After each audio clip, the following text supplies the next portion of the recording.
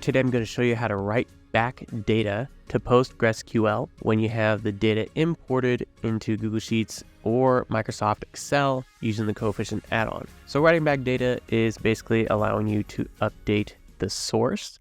And so for example, here we have this data in Google Sheets, but if I update this and then I refresh the data, as you can see, it refreshes to what the data originally was. And so writing back data allows us to push a change back to the source. And so let's go ahead and look at what this looks like. So let's go ahead and make a sample change here.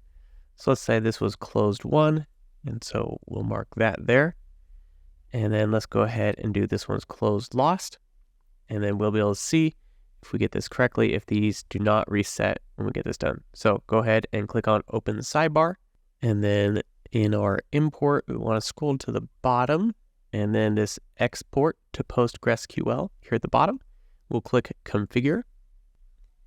And so we can select the tab. And so this one we just have one. If you have multiple, you could potentially manage this across multiple tabs. So the header row is going to be this row with the column headers. So it automatically picked the right one here. And then we have a couple different options. So we can select the table. So we're on the correct table. And then we have several different actions we can pick from. So one is update, which is the one we're going to use in this first case. You can do insert if you want to add new, in this case, opportunities, or you can delete records. So in this case, we're going to use update and click next.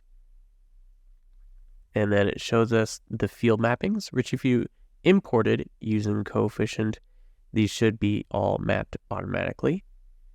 So we'll click save. And then finally, we can determine the rows we want to export to PostgreSQL. So we can just allow it to do all rows if we like, or if we only made an update on one or two rows, we can just select those rows here. So let's make sure those are selected. So again, you can shift click or mouse click like that. And then when we're done selecting the rows, so it grabbed those two rows to be updated, 3 and 4. And so let's go ahead and update those rows. All right, so now we can go over and check on the right-hand side.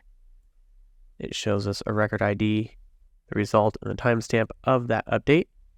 And so we just want to check one more thing, is refresh and make sure that these stay the same, which is close lost and close one.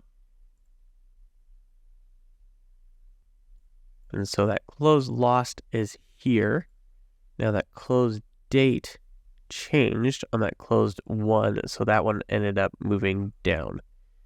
And so that did update correctly. And so that's how we update. So we could also do a delete records. So what we'll want to do is edit our action. And so let's change that to delete. And make sure we map to the opportunities ID. And then we'll click export. And again, we probably this time only want to do specific rows. And then I'm just going to select this top one that was closed lost. And click done. Then finally, let's go ahead and delete this row. And then let's go ahead and refresh and see if this one disappears. All right, there we go. So it is now gone and it deleted it successfully for us.